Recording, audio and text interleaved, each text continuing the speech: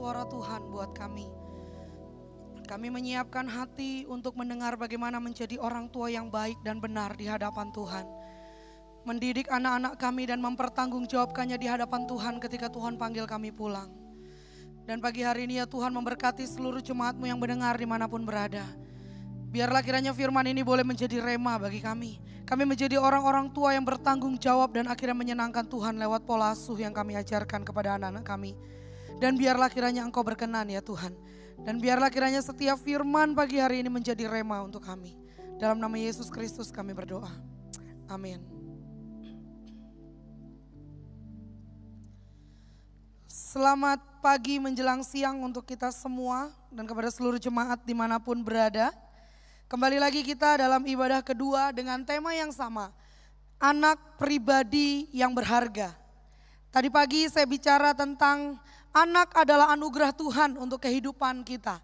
Sebelum kita membahas lebih jauh, kita akan membaca satu kebenaran firman Tuhan dalam Ulangan pasal yang ke-11 ayat yang ke-19.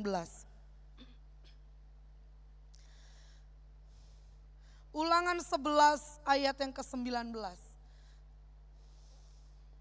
Alkitab berkata demikian, kamu harus mengajarkannya kepada anak-anakmu dengan membicarakannya apabila engkau duduk di rumahmu dan apabila engkau sedang dalam perjalanan, apabila engkau sedang berbaring dan apabila engkau bangun.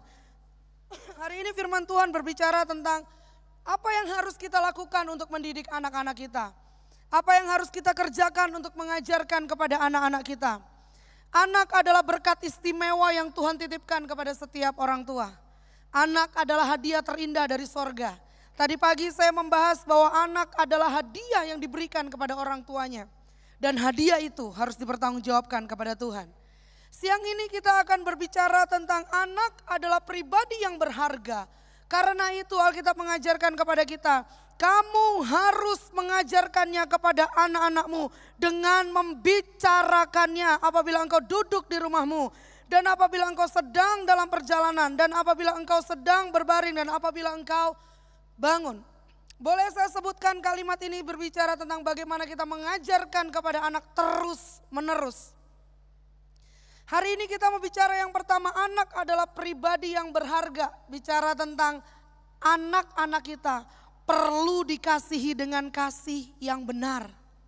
Tampilan kasih yang benar seringkali kita sebut, kita pikir, kita anggap uang adalah segalanya. Kita pikir bahwa ketika kita sibuk bekerja, anak kita telepon, ma, pa, kok gak ada, aku sendirian nih. Udahlah nak, papi udah siapin uang itu di laci. Kamu pakai aja, kamu pergi dengan teman-teman. Atau ma, aku butuh nih mau belajar, oke mami bayarin kamu guru les. Ma, aku mau cerita, udah cerita dulu ke mbak. Atau cerita dulu ke oma, telepon dulu oma, ini mami papi lagi sibuk meeting dan lain sebagainya. Seringkali tanpa kita sadari anak-anak kita besarkan dengan uang. Kalau kita ditanya untuk apa sih kita bekerja, jawaban kita. Boleh saya tanya jemaat yang ada, yang di rumah mungkin juga boleh jawab saya. Kalau kita ditanya kerja kita buat apa? Jawaban kita apa? Buat anak. Ada iklan yang bilang buat anak kok coba-coba. Ya, kalau kerja buat apa? Buat anak. Ketika anak minta waktu kita bilang apa? Gak ada waktu. Ya, ada pendidikan yang harus kita berikan kepada anak-anak kita dan pendidikan itu tidak bisa dibayar dengan yang namanya uang. Artinya apa, hari ini kita mau belajar bahwa banyak sekali orang tua menyayangi anaknya dengan cara yang salah. Dia berpikir bahwa dengan uang yang cukup anaknya akan tumbuh dengan baik. Anaknya akan tumbuh dengan layak. Misalnya kalau anaknya bilang mau beli baju, dia bisa beli dengan merek terbaik. Anaknya mau main liburan, dia bisa pilihkan negara-negara mana yang anaknya mau.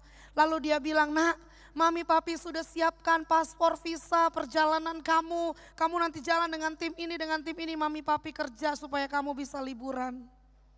Betul tidak? Betul tidak? Banyak orang tua yang merasa bahwa uang dan fasilitas adalah cara untuk menyayangi anaknya. Tetapi ternyata Anak itu membutuhkan pendampingan. Anak-anak itu membutuhkan pendampingan. Kenapa saya bilang anak itu butuh pendampingan? Anak itu membutuhkan adanya kehadiran kita sebagai orang tuanya. Kehadiran kita untuk bicara dengan mereka. Betul, uang bisa membeli semua kebutuhan yang mereka butuhkan. Tetapi uang tidak bisa membeli perhatian yang mereka butuhkan. Ketika kemarin kami sedang bercanda di depan TV, anak saya bicara begini, besok kalau saya ulang tahun, saya mau makan Indomie sama-sama sama nonton TV, udah. Impian sederhana, yang penting semua duduk bareng kita makan. Lah ya kok Indomie? Lah ya kok Indomie, kayaknya itu ada lagunya Indomie selera rakyat gitu ya. Kayaknya seluruh rakyat di seluruh generasi doyan kayaknya. Jadi ketika ada ditanya kenapa Indomie, iya biar bareng-bareng aja kita makan duduk nonton TV. Ternyata dari sini boleh saya ambil pelajaran bahwa ternyata uang bukan segalanya. Betul ya, saya juga bersyukur di tengah masa pandemi ini ya. Jadi ulang tahun gak perlu kita makan di restoran ya kan, di rumah saja. Ya kan? Di rumah saja. Jadi puji Tuhan, bersyukur ada baiknya. Betul, Alkitab bilang segala sesuatu mendatangkan kebaikan. Jadi kalau kita lihat bahwa banyak orang menghujani anak-anaknya, membiarkan anak-anaknya bertumbuh dengan fasilitas yang mereka punya. Satu ketika saya berjumpa dengan seorang anak, dia mengajak saya, "Kak, ke rumahku yuk." "Ngapain?" "Izin dulu deh sama papi mami." "Ah, papi mami gak ada." "Lo kemana?" "Tahu deh. Nanti kadang mami ke negara mana, papi ke negara mana, terus kamu ada mbak di rumah. Terus kalau untuk makan, tenang Kak, peti cash tersedia." Dan ketika kami ngobrol yang tadinya dia membanggakan semua yang orang tuanya berikan, sampai satu sisi saya tanya sama dia, "Nak, kamu kesepian gak?" Di situ dia menangis.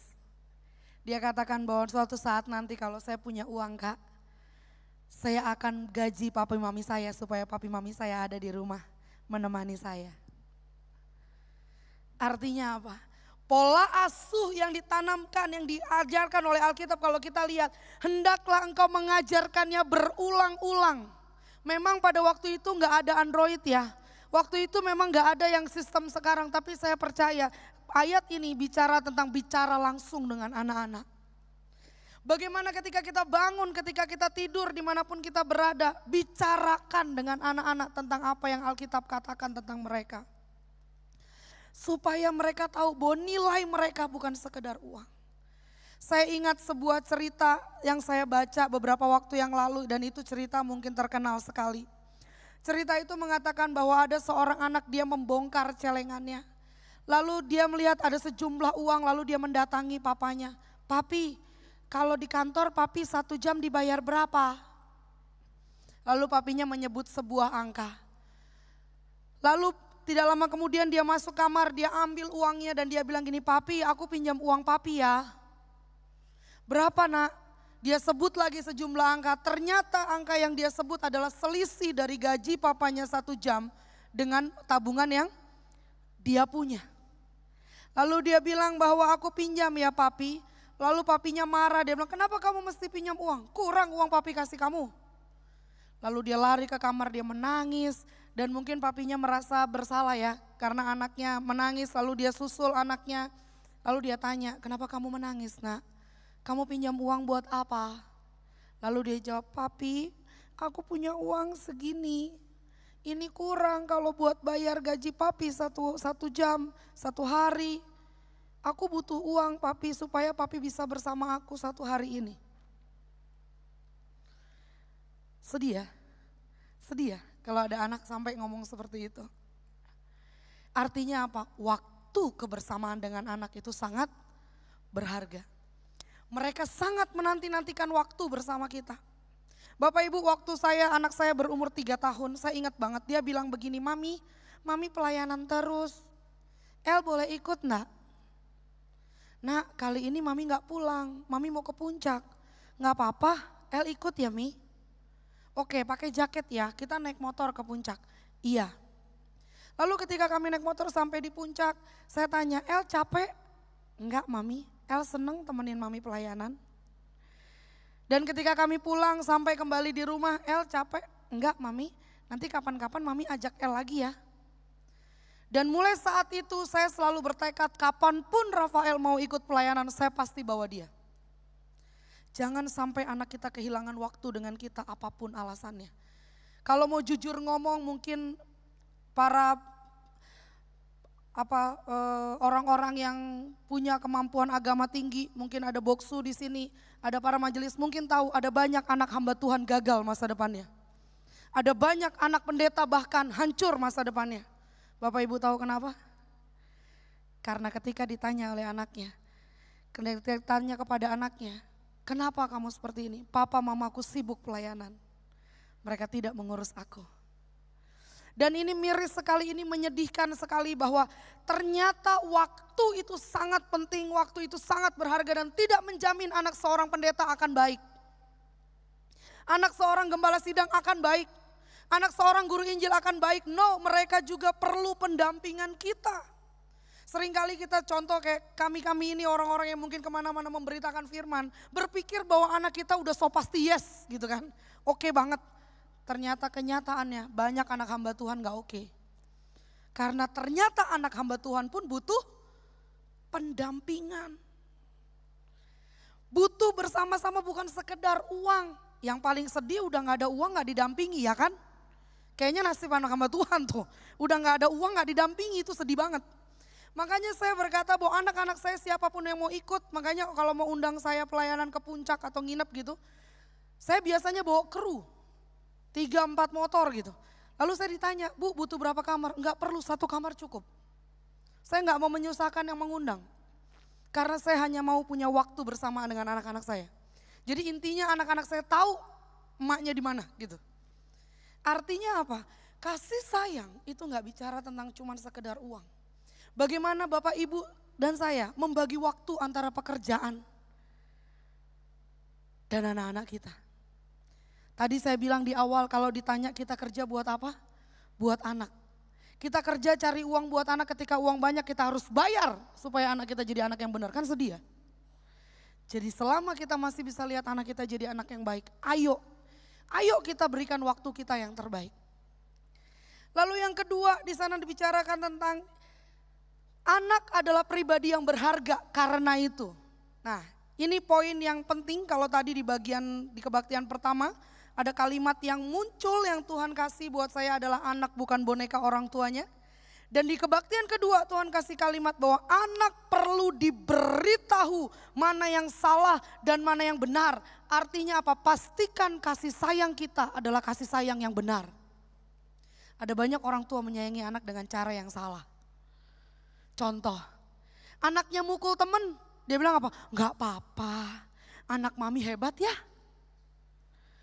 Terus tiba-tiba anaknya mencuri. Udah Bu saya gantiin aja. Maaf ya anak saya nyuri uang ibu. Enggak apa-apa nak, lain kali jangan ya. Tapi ada kata di depannya apa tadi? Enggak apa-apa. Lalu ketika kita lihat anak kita, pak mukul kepala kita. Kita bilang apa? Enggak apa-apa, masih kecil. Kalau masih kecil kita izinkan anak kita mukul muka kita. Sampai besar dia bisa kurang ajar sama kita. Selalu dia bilang apa? Enggak apa-apa. Seringkali karena terlalu sayang. Kasih sayang yang berlebihan. Itu juga bisa merusak kepribadian anak. Kalau tadi di poin di kebaktian pertama saya bilang perkataan kutuk bisa merusak anak. Tetapi kasih sayang yang berlebihan juga merusak anak. Alkitab katakan begini, didiklah anakmu kalau engkau mau dia tidak mempermalukan engkau. Betul ya? Hajarlah anakmu kalau engkau mau dia tidak mempermalukan engkau. Saya pernah saksikan di pelayanan saya di tempat ini beberapa waktu yang lalu. Saya pernah putuskan untuk anak saya tidak makan. Karena dia tidak mau berdoa. Usianya masih 2 tahun. Sampai orang sebelah saya yang lagi makan sama, karena kebetulan saya sedang makan di Solaria waktu itu. Dia lihat saya dan dia bilang gini, terlalu sadis caramu, ya kan? Jubaida, nggak apa-apa saya dibilang sadis. saya sedang membentuk seorang anak yang mengerti bahwa dia harus butuh Tuhan. Dia harus tahu bahwa berkat asalnya dari Tuhan. Sampai tadi malam ketika ulang tahun papinya dia disuruh berdoa. Dia bisa berdoa dengan baik. Dia bisa mendoakan papinya, dia bisa mendoakan makanan. Dia bisa mendoakan setiap doa yang kita minta dia doakan. Artinya apa? Ketika kita mengasihi anak dengan kasih yang benar, dia akan tumbuh menjadi pribadi yang benar. Ada sebuah kisah menarik. Ada seorang anak yang akhirnya mau dieksekusi mati. Waktu itu usianya sudah dewasa, sudah bukan anak-anak lagi. Waktu itu ketika dia akan dieksekusi mati, dia ditanya sebuah permintaan. Kamu mau minta apa? Dan dia bilang dia mau bertemu mamanya. Lalu ketika dalam pertemuan itu dia hanya berkata begini, mengapa ma? Itu kalimatnya terkenal banget. Mengapa ma? Mengapa mama mengatakan tidak apa-apa ketika aku memukul orang? Mengapa mama mengatakan tidak apa-apa ketika aku mengambil hak orang? Mengapa mama mengatakan tidak apa-apa untuk setiap hal salah yang aku lakukan? Sehingga hari ini aku harus mempertanggungjawabkan sesuatu yang tidak pernah aku tahu bahwa ternyata itu tidak boleh. Bahwa hari ini aku harus diakhiri hidupku karena aku tidak tahu bahwa itu dosa. Karena mama tidak pernah mengajar aku mana yang salah dan mana yang benar. Sehingga aku tumbuh dengan sebuah pemahaman bahwa semua yang aku lakukan adalah benar. Itu kenapa dikatakan bahwa orang tua adalah wakil Tuhan di bumi. Orang tua itu adalah malaikat yang Tuhan beri bagi anak-anaknya untuk membawa anaknya pada sebuah kebenaran. Di kalimat saya di sana saya katakan begini, anak perlu diberitahu tentang mana yang benar dan mana yang salah walaupun itu menyakitkan mereka pada saat itu. Alkitab juga bilang kok ganjaran pada waktu dia diberikan tidak pernah mendatangkan sukacita. Gak ada anak dipukul terus bilang makasih ya ma udah pukul saya, gak ada. Gak ada. Tapi percayalah pendisiplinan itu penting. Pendisiplinan itu baik. Sehingga ketika anak itu didisiplin dia akan tumbuh menjadi pribadi yang disiplin. Dia tahu mana yang benar dan mana yang salah. Baru-baru ini lagi seru banget video seorang anak yang kesel banget sama bapaknya. Karena setiap kali dia bergerak, tuh ada sampah diambil. Belajar peduli sama lingkungan. Dia jalan lagi, tuh ada lampu nyala gak kepake, dimatiin. Kesel kan dia, kesel banget. Di kamar tuh kalau gak ngapa-ngapain udah tidur cepat, gak usah main handphone terus. Sampai dia bilang ini, kapan sih nih orang mati? Bapaknya loh, saking keselnya kan. Lalu berikutnya dia bilang, pokoknya gue harus diterima kerja nih di kantor yang lain yang jauh. Biar jauh dari bapak nih. Dan akhirnya apa? Ketika dia mau diinterview ke kantor yang baru. Dia masuk ke sebuah kantor, dia melihat sampah. Karena dia sudah dididik seperti itu, akhirnya apa yang dia lakukan? Dia ambil sampah itu, dia buang ke tong sampah. Lalu dia berjalan menuju tempat interview, dia lihat ada lampu yang gak kepake karena tempatnya terang. Lalu apa yang dia lakukan? Dia matikan lampu itu. Padahal dia gak tahu kan, dia matiin aja, orang terang kok gak butuh lampu, dia matiin. Lalu sampai akhirnya dia masuk ke sebuah ruangan, banyak orang yang juga sama kayak dia nasibnya mau interview di kantor itu. Lalu dia duduk. Begitu semua orang dipanggil tiba, giliran dia dipanggil, dia baru duduk. Tiba-tiba HRD-nya berdiri dan bilang sama dia, kapan Anda mulai bekerja? Dia kaget. Loh, kenapa? Saya belum diinterview Pak. Apapun yang kamu lakukan, seluruh kantor ini dipenuhi CCTV. Semua yang kamu lakukan sudah cukup membuat kami tahu bahwa kamu adalah pekerja yang punya integritas. Artinya apa? Pendidikan orang tuanya. Yang waktu dia dengar itu gak enak. Itu mendatangkan hal yang baik untuk dia. Jadi seringkali ketika kita mengajarkan sesuatu, makanya Alkitab katakan apa? Ajarkanlah itu berulang-ulang. Alkitab udah ngomong berulang-ulang. Jangan jemu untuk mengajarkan kepada anak kita. Kita kalau ngomel dari Sabang sampai Merauke, balik lagi ke Sabang. Ngomel terus biar anak kita ingat. Yang udah diomelin aja gak inget. Bener gak? Udah diomelin aja kadang lupa. Apalagi gak diomelin. Tapi ternyata anak perlu diberitahu mana yang baik dan yang benar, mana yang salah dan mana yang tidak benar. Supaya itu melekat di dalam pemikirannya, melekat di dalam telinganya. Sehingga apapun yang dia lakukan, pengajaran itu bergema dalam hidupnya. Itu yang Tuhan mau untuk kita sebagai orang tua. Kasih sayang kepada anak, mencintai anak boleh. Mengasihi anak boleh, apalagi kalau punya anak cuma satu. Ada orang yang punya anak cuma satu? Ya kan, cuma satu, the one and only gitu kan. Kayaknya aduh kalau dia jatuh dikit, toyong-toyong kenapa? Ya kan, toyong-toyong kenapa? Dia gores dikit, toyong ayo bawa ke rumah sakit. Nanti pilek dikit bawa ke rumah sakit 7 juta. Batuk dikit bawa ke rumah sakit 12 juta. Nggak tahu sih ya, kalau saya mungkin karena dari kecil susah ya. Pilek tuh sembuh sendiri loh. Tiba-tiba ada Superman lewat. Ya kan? Masa anak-anak yang indah. Lah ya sembuh. Dulu obat saya tuh yang kecil tuh warna oranye. Terkenal tuh sampai sekarang. Ya kan? Tinggal dimakan rasa jeruk selesai. Panas, setiap anak harus melewati masanya. Makanya kenapa dibilang kalau panas harus tunggu 3 hari supaya antibodinya kerja dan ngelawan sakit itu. Jadi kenapa kita perlu mengasihi anak dengan cara yang benar? Supaya anaknya juga gak hidrosefalus. Tahu ya hidrosefalus ya? Supaya anak secara perilaku tidak menjadi hidrosefalus. Artinya kepalanya besar. Dia melakukan salah sedikit dia bilang, ntar juga mak gua belain gua. Ntar juga ada yang belain saya. Salah satu hal yang nyata kemarin terjadi itu boleh dicari beritanya itu lagi rame. Ada seorang anak perempuan, dia nyetir mobil, mungkin Bapak Ibu tahu, dia menabrak seorang bapak yang sedang lari bersama anjing kesayangannya. Jadi bapak ini dan anjingnya singkat cerita mati di tempat. Jadi ketika si anjing dan bapak ini mati, si ibu dari anak ini keluar dari mobil karena melihat ada satu wanita nangis jerit dari belakang karena ternyata itu adalah istri dari si bapak.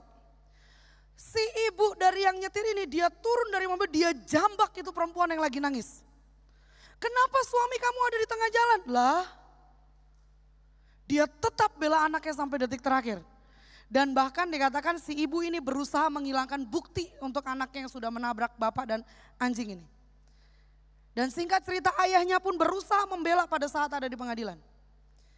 Saya mau tanya, apakah ini bukti kasih sayang? Apakah ini bukti menyayangi? Dan dikatakan bahwa ternyata anaknya itu menyetir dalam kondisi mabuk. Apakah ini bukti kasih sayang?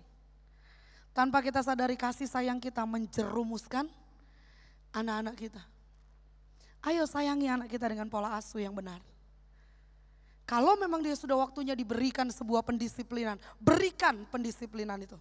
Karena Alkitab katakan dia mengasihi dan menghajar orang yang dikasihinya. Betul tidak? Tuhan menghajar orang yang dikasihinya. Wow, luar biasa. Ya, di sisi lain ada orang mengasihi anaknya begitu hebat sampai anaknya, wah pokoknya merasa meraja di segala sesuatu. Sementara kami minggu lalu, terima kasih sekali untuk jemaat di tempat ini yang turut memberkati pelayanan kami pada meninggalnya seorang anak. Minggu lalu, jadi ada seorang anak ini sakit paru-paru bawaan sejak lahir. Lalu 2 jam sebelum dia meninggal, orang tua dari anak ini, orang tua yang bisa bahasa Indonesia karena orang tua aslinya nggak punya identitas, nggak punya handphone, pokoknya orang lain yang bisa menghubungi kami. Mereka menghubungi kami dan berkata, tolonglah Bu, saya baca pelayanan Ibu di Facebook, Ibu bisa nggak tolong keponakan saya, kata dia. Oh kenapa Bu? Sakit. Dan itu mamanya tidak punya uang.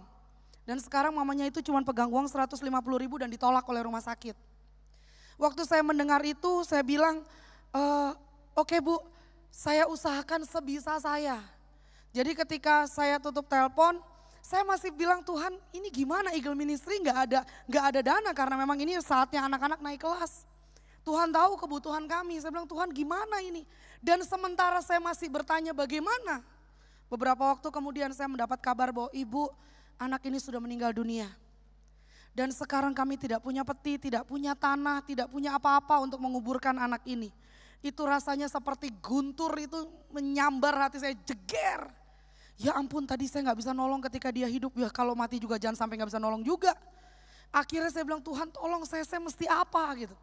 Saya coba share kepada Ibu Widya dan Ibu Shirley, dan ada satu ibu yang saya lupa namanya gitu ya. Saya coba share, Bu bisa tolong bantu saya gak? Ada kenalan gak peti dan tanah yang bisa kasih free?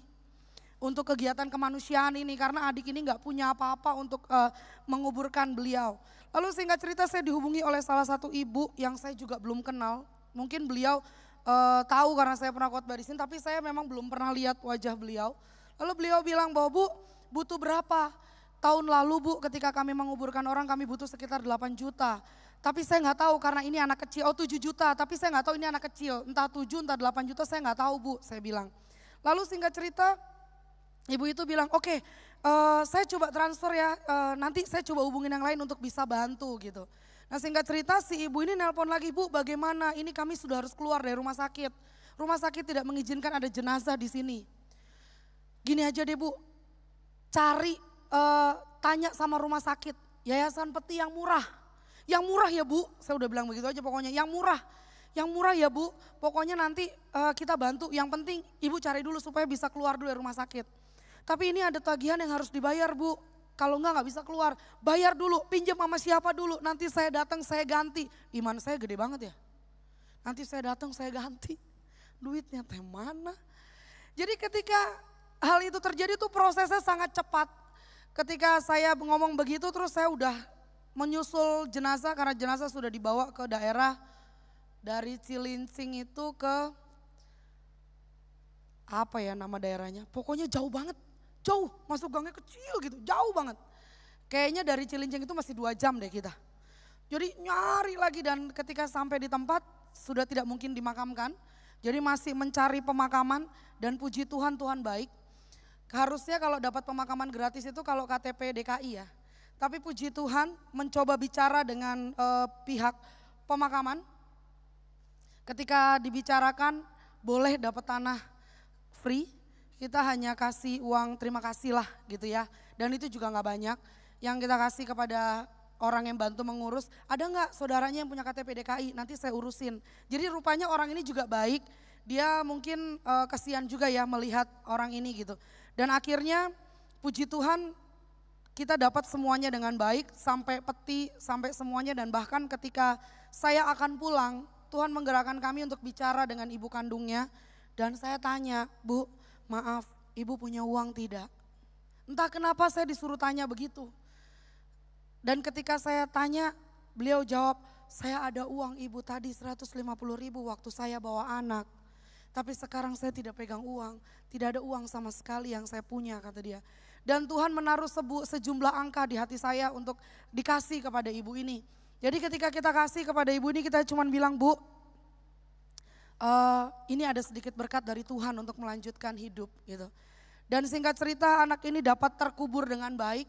Di sini satu pelajaran yang berharga yang saya pelajari bahwa di sisi lain ada orang yang begitu bergelimang harta, begitu banyak uang, dia menyayangi anaknya dengan hebat sampai anaknya rusak karena uangnya. Tapi di sisi yang lain ada seorang anak yang karena gak punya uang akhirnya dia juga harus menutup usia. Rumah sakit tidak mau memegang anak ini. Karena memang tidak ada uang dan tidak punya BPJS. Jadi ketika anak ini meninggal, saya berpikir ternyata begini, oh ya ampun, ternyata kondisi sekarang sudah sampai seperti ini. Makanya waktu awal masa pandemi, waktu jadwal saya di cancel hampir semua gereja di mana harusnya saya melayani. Di situ saya cuma bilang gini, Tuhan saya percaya, Tuhan saya hebat, Tuhan saya luar biasa.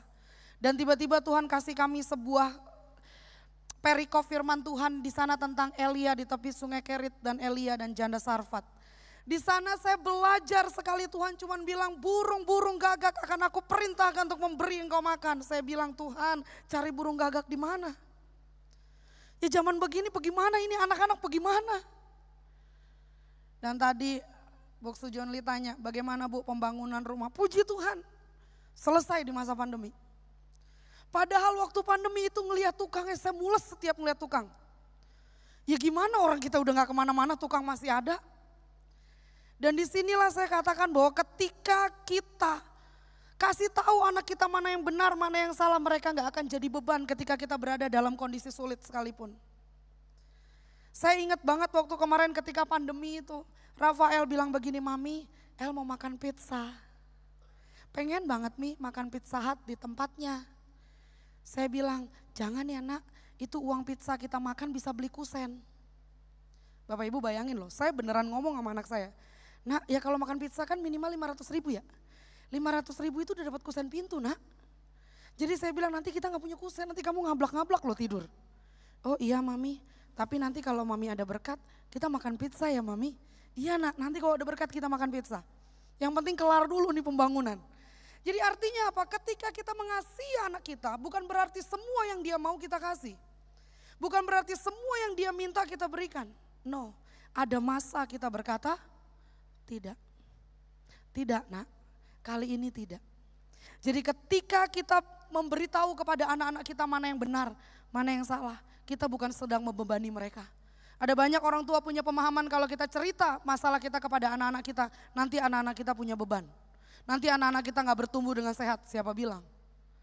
Bagaimana cara kita menyampaikan kepada anak-anak kita? Kita gak perlu tunjukin berapa utang kita dan cicilan kita, gak perlu. Tapi kita perlu kasih tahu bahwa kita punya beban. Kita perlu kasih tahu bahwa hari-hari ini kita mengencangkan ikat pinggang ya nak. Hari-hari ini kita perlu berdoa ya nak. Kasih tahu sama mereka. Supaya akhirnya mereka tahu memilih mana yang benar. Dan mana yang tidak. Makanya kenapa dia bilang besok El ulang tahun makan Indomie aja Mi. Sama nonton TV cukup. Karena dia tahu. Dan yang terakhir yang ketiga. Anak adalah pribadi yang berharga, dikatakan ada 2 cara terbaik dalam mengajar dan dikenal oleh semua orang. Pelajaran diberikan dengan 2 cara, 1 teori, 1 lagi praktek. Pelajaran diberikan dengan 2 cara, teori dan praktek. Artinya apa? Yang ketiga, jadilah teladan bagi anak-anak supaya mereka melihat kesalehan orang tuanya dan akhirnya mereka memutuskan untuk mengikut Tuhan. Kalimat ini terkenal dalam dunia psikologi dikatakan children see, children do. Ketika anak kita melihat, dia akan melakukan. Berapa banyak orang tua marah, ayo nak ke gereja buruan pagi-pagi. Lah papi ngapain? Mami ngapain? Ya papi mah udah bawel ya masih kecil udah dikasih tahu juga. Orang tua ngomong tuh dengerin aja udah pergi aja. Jadi kita marah. Banyak gak orang tua begitu? Banyak. Kamu udah baca Alkitab belum? Papi udah belum? Padahal kan sebenarnya pertanyaannya sederhana kan. Dia suruh anak baca Alkitab, anaknya tanya, papi udah belum? Yang terjadi orang tuanya marah. Yang penting kan kamu, papi itu udah tahu asam garam dunia, asik. Udah tahu semuanya, yang penting kamu aja, kamu udah baca belum? Ya begitu deh orang tua. Nah ketika kita menyuruh anak kita melakukan sesuatu, anak sekarang itu pintar Bapak Ibu. Kalau kita ngomong dijawab sama dia. Nah kamu kok tiap hari megang handphone? Jawaban anak kita apa? Papi, mami, pegang handphone. Nah kamu udah mandi belum? Mami udah mandi. Kok ini rumah kotor gak disapu sih? Emang mami nyapu? Itu kenapa penting sekali untuk kita meneladaninya. Saya kalau pagi bangun, saya buruan cari sapu. Nanti kalau saya udah cari sapu, yang lain berdatangan, sini Mi aku aja. Kan malu ya, masa anak udah gede-gede emaknya megang sapu. Ya kan, jangan sampai ketika kita pagi doa pagi, anak-anak tidur tenang kita diemin. Saya gak pernah bawel bangun pagi, silakan tanya putri sulung saya gak pernah bawel untuk anak-anak bangun pagi. Tapi setiap pagi saya selalu ngejembreng gitar di depan kamar mereka. Sekarang udah punya kamar soalnya ya kan, di depan kamar mereka. Saya ngejembreng, saya kayak hari ini 4:30 saya udah ngegembreng. Sampai akhirnya mereka bangun, satu demi satu mereka keluar. Gak usah pakai ngomel, ntar ngomel udah selesai, matahari udah di tengah. Damai sejahtera sudah hilang, betul? Jadilah teladan bagi anak-anak supaya mereka melihat kesalehan orang tuanya. Dan akhirnya mereka mengikutinya.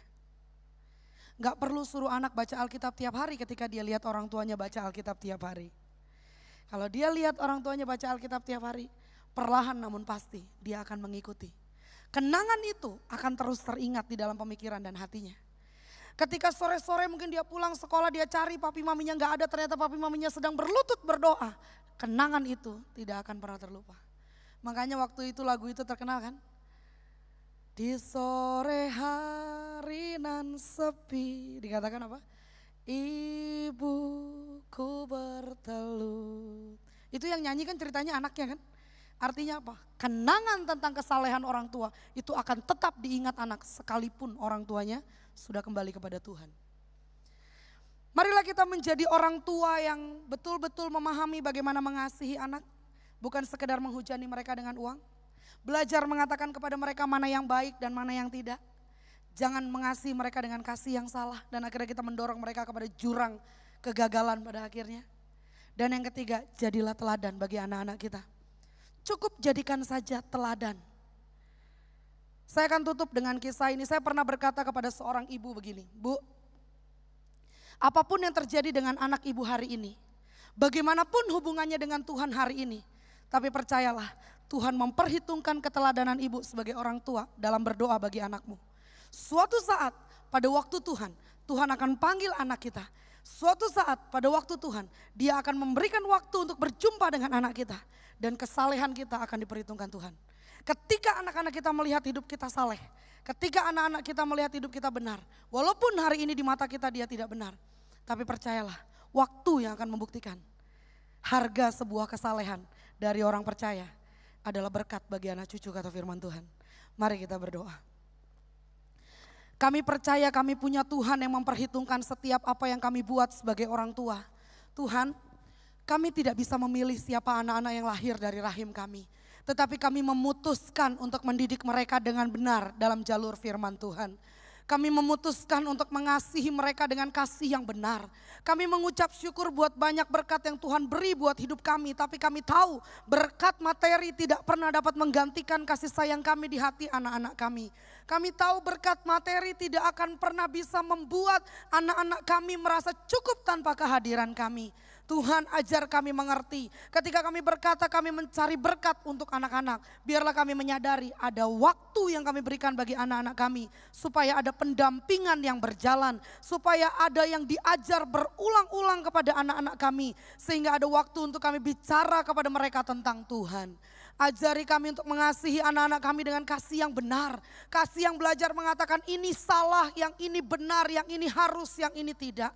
Ajar kami Tuhan untuk berani berkata kepada anak-anak kami. Sebab kami tahu kasih sayang yang salah dapat menjerumuskan anak-anak kami pada masa depan yang tidak kami inginkan. Tuhan, kalaupun hari-hari ini Engkau tahu kondisi kami, Engkau tahu anak-anak kami, Engkau tahu jumlah anak-anak kami dan karakter mereka. Engkau tahu betapa kami mengasihi mereka. Tapi jangan biarkan Tuhan kasih sayang kami menghancurkan mereka. Tuhan tolong Kau lihat cara kami mengasuh, cara kami mengajar anak-anak kami. Mari Tuhan selidiki hati kami. Sehingga ketika kami mengajar, ketika kami memberi sesuatu pengajaran kepada mereka, kami memahami bahwa suatu saat kami juga harus mengembalikan mereka kepada Tuhan. Kami harus mempertanggungjawabkan iman mereka di hadapan Tuhan. Dan di atas segalanya Tuhan jadikan kami teladan. Sebab kami orang tua adalah Tuhan di bumi. Kami adalah orang-orang yang diutus Tuhan untuk menjadi penuntun bagi mereka kepada Tuhan. Karena itu ya Tuhan, ajar kami untuk melakukan seperti apa yang Tuhan mau. Membawa anak-anak kami dalam hidup takut akan Tuhan. Lewat keteladanan hidup kami.